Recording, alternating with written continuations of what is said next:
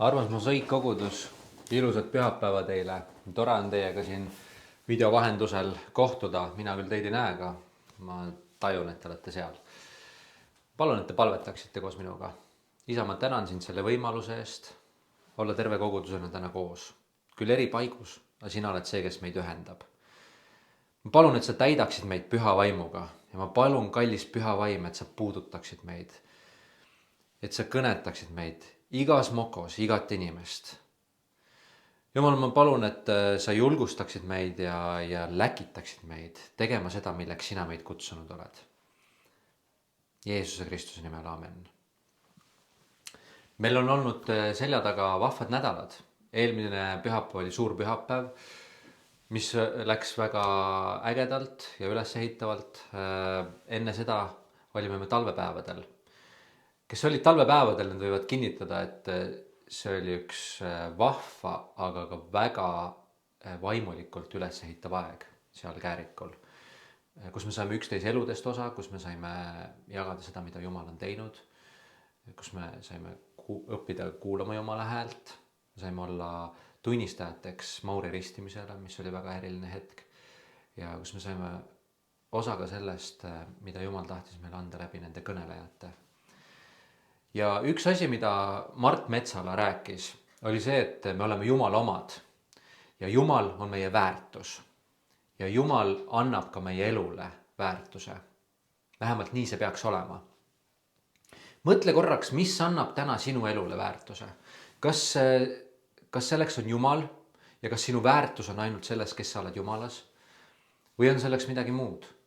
Vahel inimeste väärtused ja väga tihti on see nii, on näiteks nende karjääris või saavutustes. See, kes nad on, millise töökohal nad on, mida nad on saavutanud, see annab nendele väärtuse. Heaks näiteks on siin meie kogudus üks pastoritest Toomas, kes sai just hiljuti 7. aastat järjest valiti Eesti parimaks videograafiks, pulmavideograafiks. Tore oli vaadata, kuidas ta hullas seal Instagrami stories ja tegi lumeingleid oma maja ees, aga tegelikult tundes Toomast me kõik teame, et see mitte kuidagi ei kõiguta seda, mis on tema väärtus. See, kas ta saab neid tiitleid või ei saa, see ei muuda teda väärtuslikumaks ega vähem väärtuslikumaks. Vaid see, kes on Toomas Jumalas, see on tema jaoks oluline. Sinu väärtus võib olla ka sinu materiaalne kindlustatus. See, kui palju sa teenid raha, see, kui palju sul on mingit materiaalset kindlust, see, millise autoga sa sõidad või millises majas sa elad. Kas selles on sinu väärtus? Väga tihti me hindame inimesi selliste asjade ümber, et wow, ta elab nii suures majas, järelikult ta peab vist õnnelik olema. Tegelikult me ju teame, et see nii ei ole. See on väga väiklane nii arvata, et inimese õnne või väärtus tegelikult saab kuidagi panna materiaalsusesse. Paljud inimesed hindavad seda küll nii, aga kui see materiaalsed asjad talt ära võetakse, siis tema väärtus on järsku null ja see on kurb, kahju on sellest. Vahel on meie peamine väärtus meie lähedased, meie pere, meie lapsed. Kas inimene, kellel ei ole ühtegi last, on kuidagi vähem väärtuslik kui inimene, kes on kasvatanud üles 10? Kindlasti mitte. Jah, see kõik on hea, kui meil neid asju on. Kui Jumal õnnistab meid materiaalsete asjadega ja õnnistab meid lastega ja kõige sellega, aga need ei tohiks anda meile kuidagi meie väärtust. Väärtus peab olema see, kes me oleme Jumalas ja siis me oleme rõõmsad, siis meil on täielik rahu, siis me oleme õnnelikud ja mitte miski siin maailmas ei saa meilt siis meie väärtust ära võtta. Jumal ütleb sulle täna, et sa oled väärtuslik. Just sellisena, nagu sa oled, just seal, nagu sa oled. Sa oled talle tohutult väärtuslik. Võta see teadmine vastu. Võta see vastu. Ja kui Jumal saab sinu väärtuseks, kui Jumal on meie väärtus, siis on Jumala riik ka meie elus esikohal. See on hea indikatsioon, see on hea asi, millega vahel oma elu läbi katsuda. Et kus on meie väärtus, mis on meie elus esikohal. Ja mida siis selleks teha, et sinna saada? Mida selleks teha, kui see nii ei ole?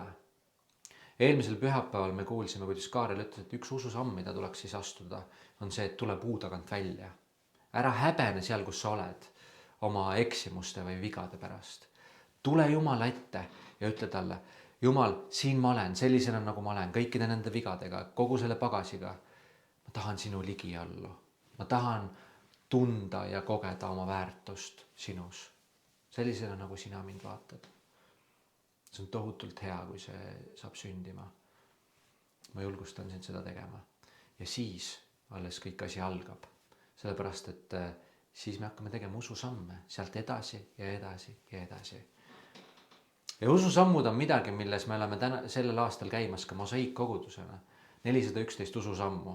See ei ole niisama, et sõna kõlks, vaid see on väga oluline osa kristlase elust, astuda Jumalaga koos, võtta vastu neid väljakutseid, mida Jumal pakub. Minul eelmisel nädalal oli 2 väljakutset, mida Jumal andis. Ei olnud mingid väga suured väljakutsed, aga samas ikka minu jaoks olulised. Me olime perega Hiiumaale sõitmas ja juba praamis ma nägin ühte noormeest, kes istus meil vastas ja ta meenutas mulle ühte poissi, keda ma kunagi teadsin, kellega me õppisime ühe sama õpetaja juures pilli. Ja ta oli palju suuremaks kasvanud ja täismees ja ma läksin küsisin talt, et oled sa sama tüüp ja siis ta ütles, et jaa, olen küll. Ja kuidagi siuke vahva äratundmisrõõm oli ja siis ma uurisin, et kas ta käib ikka seal koguduses, kus ta kunagi noortekatel käis, et ütles, et ta pole ammu seal käinud. Ja ühel hetkel meie jutud seal lõppesid ja ma läksin ära ja ikka süda jäi kripeldama. Ja ma läksin tema juurde tagasi ja ma ütlesin, et kõigi teiste inimeste ees, kes seal olid tema kõrval, ma ütlesin, et kas ma võin su pärast praegu palvetada siin, mul tuli see südamesse ja me palvetasime ja ma arvan, et see läks talle väga korda. Ma ei tea, mis sellest saab, aga ma arvan, et see läks talle väga korda sellel hetkel. Ja teine asi oli, kui me olime ühel kontserdil, Elerin laulis seal ja seal kirikus tagapingis istusid 2 noormeest. Ja järsku ma saan südamesse, et ma pean neile midagi ütlema. Ma ei teadnud, mis see veel on, aga ma teadsin, et kui kontsert läbi saab, siis ma lähen nendega rääkima. Ja ma tegin seda, ma otsustasin Jumala väljakutsele vastu minna ja temaga koos minna ja kõnetada neid mehi. Ja ma arvan, et see, mida Jumal neile ütles minu kaudu sellel hetkel, ma arvan, et see läks ka neile korda. Ja ma ei tea jälle siin tulemust, aga mul oli endal hea tunne, sest ma tundsin, et ma olen usus kasvanud. Jumal sai mind sellel hetkel kasutada. See on nii hea tunne. Ma loen Johannese evangeeliumi 15. peatükist, kus Jeesus ütleb, et mina olen tõeline viinapuu ja mu isa on aednik. Iga oksa minu küljes, mis ei kanna vilja, lõikab ta ära. Ja iga ühte, mis kannab vilja, ta puhastab, et see kannaks rohkem vilja. Teie olete juba puhtad sõna tõttu, mis ma teile olen rääkinud. Jääge minusse ja mina jään teisse. Nii nagu oks ei suuda kanda vilja omaette, kui ta ei jää viinapuu külge, nõnda ka teie, kui te ei jää minu külge. Mina olen viinapuu, teie olete oksad.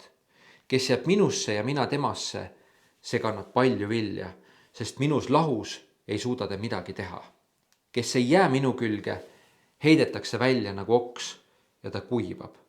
Ja nad kogutakse kokku ja visatakse tulle ja nad põlevad ära. Kui te jääte minusse ja minu sõnad jäävad teisse, siis paluge, mida iganes te tahate ning see sünnib teile. Selles on minu isa kirgastatud, et te kannate palju vilja ja saate minu jüngriteks. Nõnda nagu isa on armastanud mind, olen minagi armastanud teid. Jääge minu armastusse. Amen. Küll on julgustav, mida Jeesus ütleb siin ja samal ajal ka hoiatav. Julgustav selles mõttes, et kui Jeesus on see tõeline viinapuu ja meie oleme oksad, tema järgijatena, aga ka kogudusena, sest Paulus ütleb nii, et temas on kogu ihu kokku liidetud ja hoitakse koos kõigi üksteist toetavate liikmete abil. See tähendab, et me oleme tervik, kogudus, Kristuse ihu ja meie oleme selle ihu liikmed, igaüks väga olulise rolliga. Marek Jõks ühes oma jutluses tõi näite jalgpallimeeskonnast. Kujuta ette, et sa oled ühes väga heas jalgpallimeeskonnas üks osa ja te lähete väga tähtsale mängule. Ja siis enamus sellest meeskonnast annavad 110%, et see mäng võita.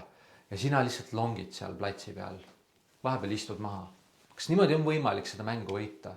Kindlasti mitte. Iga inimene, iga liige selles meeskonnas on väga olulise tähtsusega. Samamoodi orkestris. Sa võid olla väga hea orkestrant, väga heas orkestris ja te lähete mingit suurt teost esitama, terve saal on rahvast täis. Ja siis järsku hakkavad mingid viiuldajad hakkavad umbes oma soodu seal kuidagi lõdvalt mängima ja kontrabassimees tõmbab mingit aeglast rütmi ja asi ei toimi.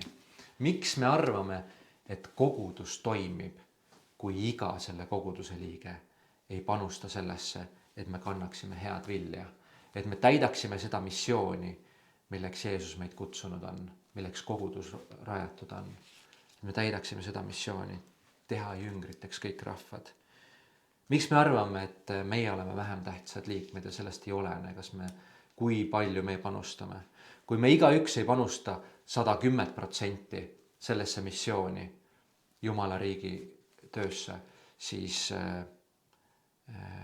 see missioon ei toimi selliselt, nagu ta peaks. Me oleme igaüks väga oluline osa Kristuse ihust, tema ihu liikmetena. Ja kui me kanname vilja, siis Jeesus ütleb, et Jumal puhastab meid, et me kannaksime veel rohkem vilja.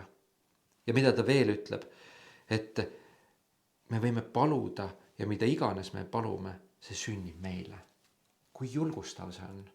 Ja samal ajal ta hoiatab, et kui me ei kanna vilja, siis meid lõigatakse ära.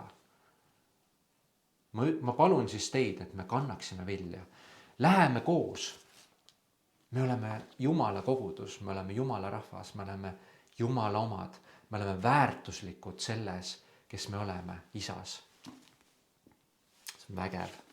Ja kui me koos läheme ja kanname vilja ja anname endast parima selleks, astume ususamme, et meie usk kasvaks, siis ühel hetkel me avastame, et väga suuri asju hakkab sündima meie koguduse kaudu ja meie kaudu.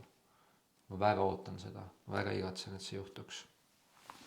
Ilusat pühapäeva teile, küsimused tulevad ka.